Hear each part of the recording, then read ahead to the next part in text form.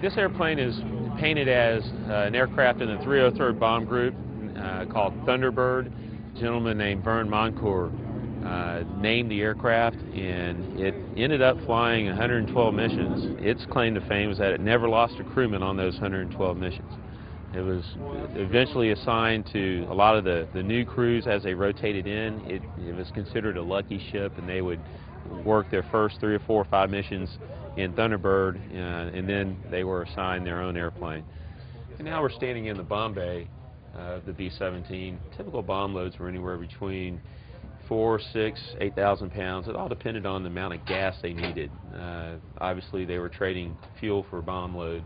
The Bombay doors are operated electrically, whereas like on the B-25, they're hydraulic and they just slam open. These kind of open up real methodically with an electric motor, and it drives a series of shafts that in turn drive the jack screws to actually open and close the Bombay doors. We still have operational turbos. There are not many B-17s that do. Yeah, so there's 4 of these on the airplane.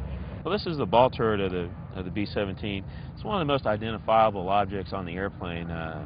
People have a lot of questions about it. How does a guy get into it? How big of a guy do you have to be to operate it? What you have to do to get in, here's the hatch is here. You have to rotate the guns down to the guns are sitting straight down. That puts the hatch into the airplane. The guy gets in, and then he can operate the turret, move it around, move the guns up and down, and spin the turret 360 degrees. It's very fast. This one still works. We can hook it up and we can spin it around and do all that other neat stuff. So it's a fully working ball turret. One thing that gets me is you're in that little bitty ball with 2 50 caliber machine guns going off right here at your head. It had to be excruciatingly loud, and that's probably why a lot of them can't hear that well. But asking the guy that question one time, he said, "You know, son, it was a lot worse when your gun's jammed or you're out of ammo and you couldn't make that loud noise." He said they'd much rather be able to squeeze a few rounds off and put up with the loudness than being helpless under there. So I can understand that as well. You've heard of this thing called WAAS, right?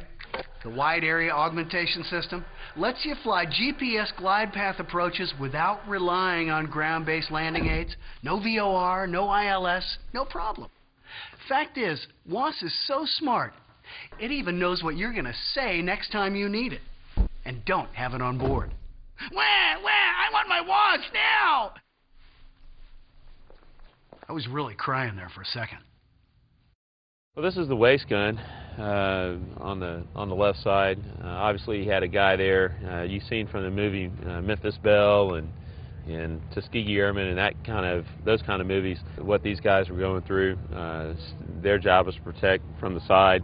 On the movie front, the movie Tuskegee Airmen, this was the B-17 that was used in the movie, so it has a film credit to it.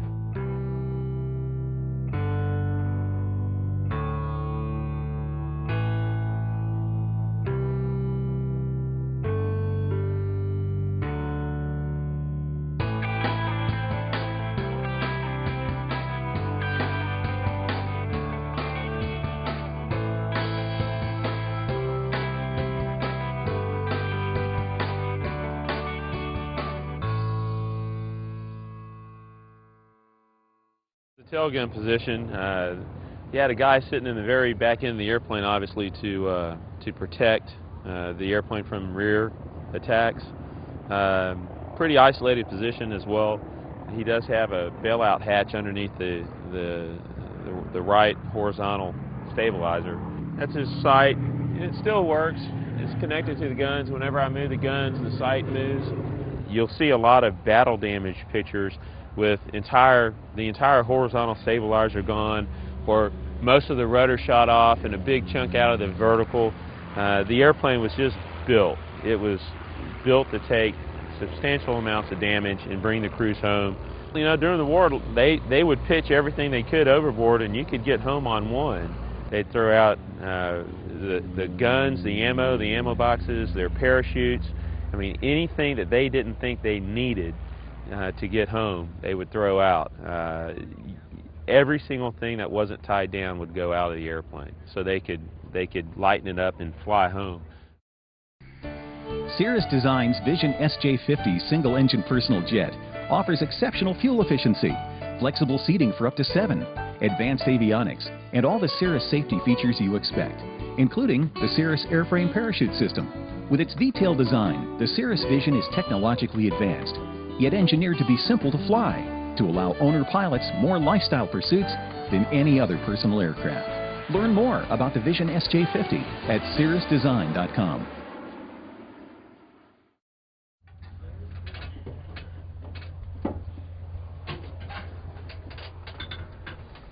We're now in the cockpit of the B-17.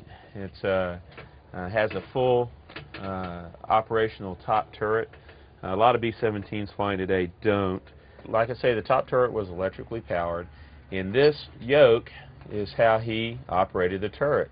This would move the guns up and down, and this would spin the turret left and right, and then the triggers were here. He would squeeze the safety, and then he could squeeze each trigger, and that's how he fired the guns. Well, looking at the business end of the airplane, we're looking at the cockpit and the pilot seats. Interesting way of throttle configuration for the B-17. These are your outboard engines, number 1 and number 4. These are your inboard engines, 2 and 3. You can set.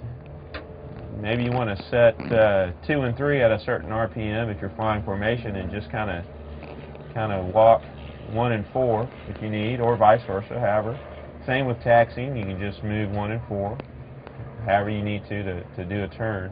Or when it's time to take off, you just grab all 4 and you walk them on up. There's a really ingenious design, and it's very user friendly. Now you're here at the waist section. His area of responsibility is right in through here, and a lot of times you see him moving around and really searching for the fighters.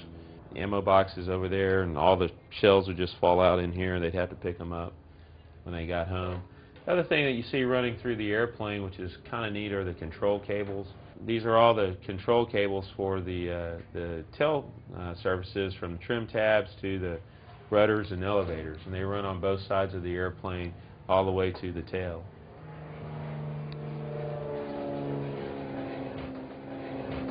And now we're coming to the rear hatch, and this is where we get out.